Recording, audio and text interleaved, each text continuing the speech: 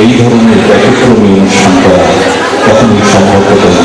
আমাদের কাছে অত্যন্ত শ্রদ্ধার একটি নাম।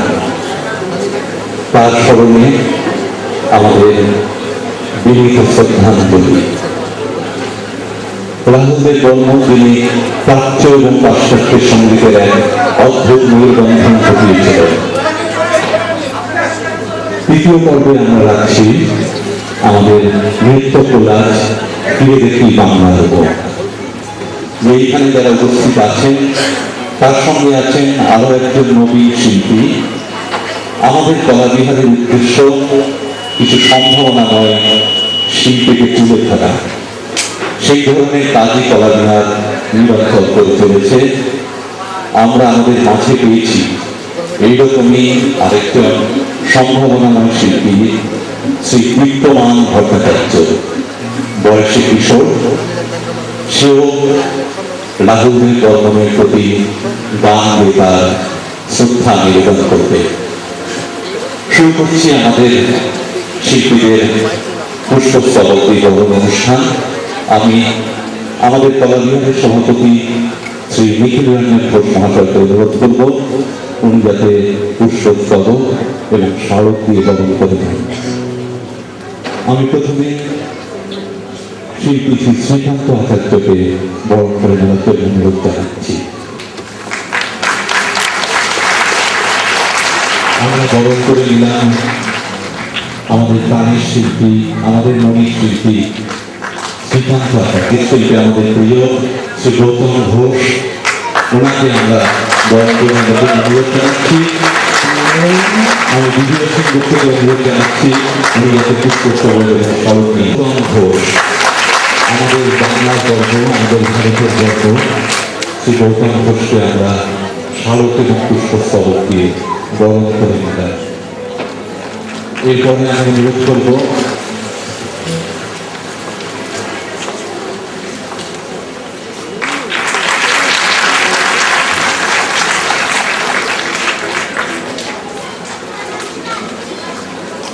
শ্রীরাজ বন্দ্যোপাধ্যায়কে পুষ্পস্তবকের স্মারক দিয়ে আমরা অভিনন্দিত করছি। পরবর্তী আরো একজন প্রার্থী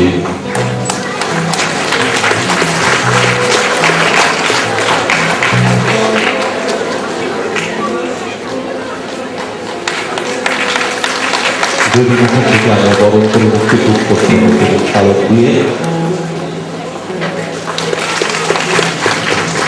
পরবর্তী আমাদের উদীয়মান এবং সম্ভাবনাময় শিল্পী শ্রী বিত্তমান ভট্টাচার্য, বয়সে কিশোর। আমরা তাকে পুষ্পস্তবক দিয়ে বরণ করে দিচ্ছি।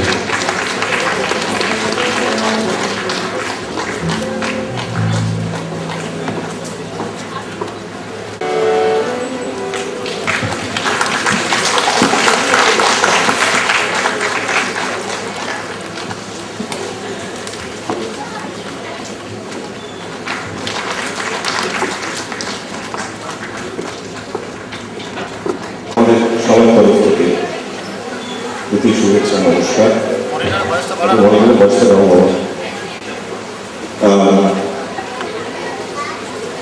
খুব বিশেষ কিছু বলার নেই। যে মানুষটির ছবি আমাদের মঞ্চের পেছনে, যার হাস্যময় মুখ আমরা দেখতে পাচ্ছি, আমাদের সবার প্রিয় রাহুলদেব বর্মন, এক এবং অদ্বিতীয় রাহুলদেব বর্মন, বা সচিনদেব বর্মন, বা মদন মোহন, বা লক্ষ্মীকান্ত প্যারেলাল, বা শঙ্কর জয়কিষণ, নওশাদ যিনি কিছুদিন আগে আমাদের ছেড়ে চলে গেলেন, এরকম আরো কত সুরকারের নাম বলবো, সুনীল চৌধুরী, হেমন্ত মুখোপাধ্যায়। এরা সবাই আমাদের কাছে দিকদর্শকের মতো। এদের গানের উপরই, এদের সৃষ্টি করা গানের উপরই আমাদের ভারতবর্ষের গান বাজনা অনেকটাই দাঁড়িয়ে আছে। তো সেই জন্যই ওই ছোটবেলা থেকে বেড়ে ওঠার মধ্যে যে সমস্ত গানের হাত ধরে আমরা পথ চলেছি, সেই সমস্ত গানের ভেতর থেকে কিছু গান তুলে আনবো। হয়তো আপনাদের সঙ্গেও স্মৃতি আমরা ভাগাভাগি করে নেবো। আপনাদের কোনো গান শুনে সেই গানের কথা মনে পড়ে যেতে পারে। তো সেই জন্য যে ঠিক বললো, আমি জানি যেমন ও রাহুলদেব বর্মনের ভক্ত এবং পয়লানাথ লতা মঙ্গেশকরের ভক্ত। আমার বাড়িতে একটা ছোটবেলাতে 70 RPM এর রেকর্ড ছিল। একদিকে ছিল আমি বলি তোমায় দূরে থাকো, তুমি কথা রাখো না। আর উল্টো দিকে একটা গান ছিল, সেই গানটা আমাদের আজকে গিয়ে শোনাবে শ্রেয়তা। এই গানের ভিতর দিয়ে আমাদের গান শুরু হয়ে আছে, গানের সূচনা। আমার মানবীলতা কি হবে সে বলবে, এই গানটা একটুখানি আমরা প্রথমে শুনবো আজকে শ্রেয়তার মধ্যে, তারপরে যে সমস্ত গান আমরা ভেবেছি অল্প স্বল্প গাইবার চেষ্টা করবো।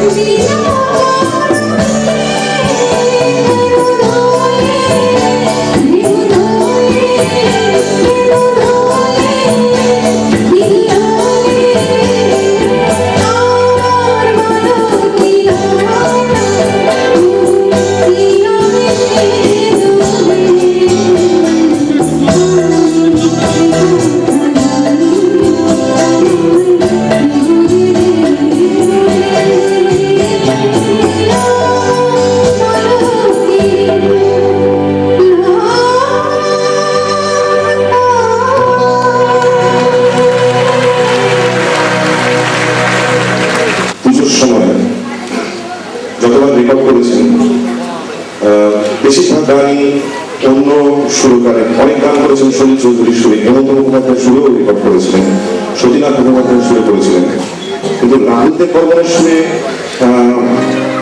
আমি তো ওদের সঙ্গেও একটু ভেরিফাই করে দিতে চাই, ওনারা কি একবারই রাহুল দেব বর্মনের সুরে কথা অনুষ্ঠান গান একবারই কি করেছিলেন? আমার মনে হয় এই যে এই দুটো গান, যে দুটো গানের কথা আমি বলছিলাম, আমার মানবিকতা এবং আমি বলি বাংলা গান, দুটো গান হিসেবে যে গান বেরোচ্ছে ছবি গান কিছুতে রাহুল দেব বর্মনের সুরে একবারই গিয়েছিলেন কথা অনুষ্ঠান, দুটো গানই সুপারহিট করেছিল।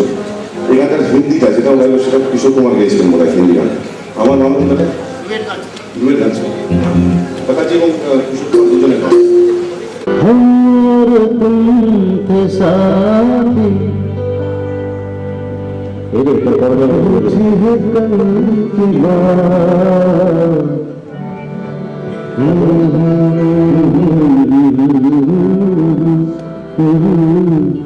छोड़ दे मेरा साथ একটুখানি ঝালিয়ে নিলাম সেটা। এরকম আদিবাসীদের অনেক গান আছে মানে যেগুলো বাংলাতেও সুপার ডুপার হিট এবং হিন্দিতেও হ্যাঁ, হাম और तुमसे दादे ना करो दिल की बात, না করো দিল কি বাত। তুমি কোন গানটা ভাবছো বলে আমি হ্যাঁ, মুক্তি ছবিতে মুকেশ একটি গান গেছিলেন। মুকেশ কিন্তু আরিয়ার মনে সুরে খুব বেশি গান করেননি, কিন্তু যতগুলো গেছিল সবগুলি প্রায় সুপার হিটের পর্যায়ে। এটা একটা সুপার হিটই। আমার খুব প্রিয় গান। মুকেশ একজন খুব প্রিয় শিল্পী, আমাদের রাহুলদেব বর্মন একজন প্রিয় সুরকার, কম্পোজার তো বটেই। মুক্তি ছবিতে একটি গান, এই ছবিটি খুব হয়তো জনপ্রিয় হয়নি, কিন্তু ছবি থেকে দু একটি গান উঠে এসেছিল, তার মধ্যে এই গানটি ছিল।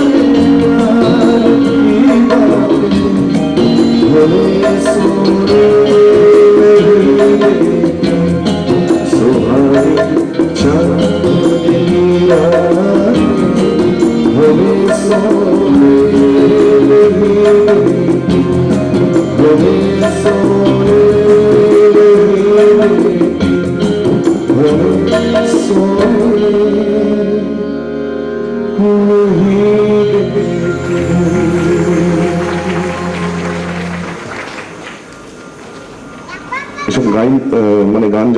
রেডিওতে শুনেছি এতদিন ধরে, ভীষণ ভালো লাগতো, আহা উ করতাম, বাথরুমে গিয়ে গাইতাম, কিন্তু মানুষের সামনে গাইতে গেলে বুক ডিক করে, সত্যি কথা বলতে গিয়ে।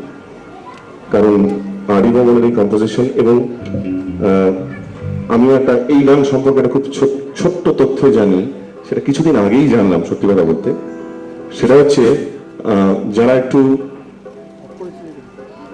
সাধারণ বাংলা গান এবং হিন্দি ছবির গানের বাইরে অন্যান্য ধরনের গান বাজনার কিঞ্চিত খবরাখবর রাখেন, তাদের কাছে হয়তো লুই ব্যাংকস নামটা হয়তো আপনাদের কাছে কারো কাছে পরিচিত লাগতে পারে। লুই ব্যাংকস আমাদের এই সময়কার একজন অত্যন্ত অগ্রগণ্য কিবোর্ড প্লেয়ার এবং পিয়ানিস্ট। আমি শুনেছিলাম যে তথ্যটা জেনেছি সেটা হচ্ছে যে এই সুহানি চাঁদনি রাতে এই গানটি সঙ্গে যে পিয়ানো বাজানো আছে, শশী কাপুর ছবিতে দেখাচ্ছে শশী কাপুর পিয়ানো বাজিয়েই গাইছেন, এই পিয়ানোটি বাজিয়েছিলেন লুই ব্যাংকস। কারণ তার কিছুদিন আগে রাহুল দেব বর্মন কোনো একটা জায়গাতে কোনো একটা অনুষ্ঠান শুনতে গেছিলেন, সেখানে লুই ব্যাংকস বাজাচ্ছিলেন, এবং লুই ব্যাংকসের বাজনা শুনে রাহুল দেব বর্মনের এত ভালো লাগে যে তিনি তখনই তাকে অ্যাপ্রোচ করেন এবং বলেন যে আমার একটা গান রেকর্ডিং আছে, তুমি বাজাবে। এবং লুই ব্যাংকস রাজি হন, এবং এই গানে প্রথম লুই ব্যাংকস রাহুল দেব বর্মনের কম্পোজিশনে বাজান। তো এই তথ্যটা কিছুদিন আগে জানলাম। আমরা একটু আমরা একটু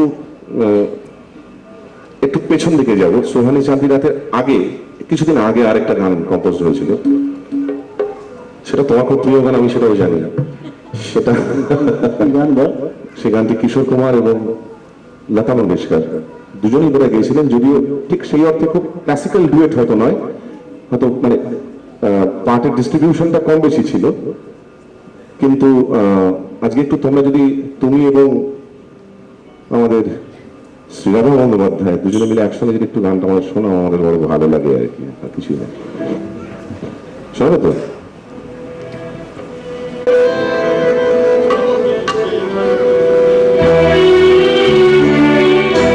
चंदा चंदा चंदा चंदा किसने चुराए तेरे नजरिया जादू सारा तेरे नजरिया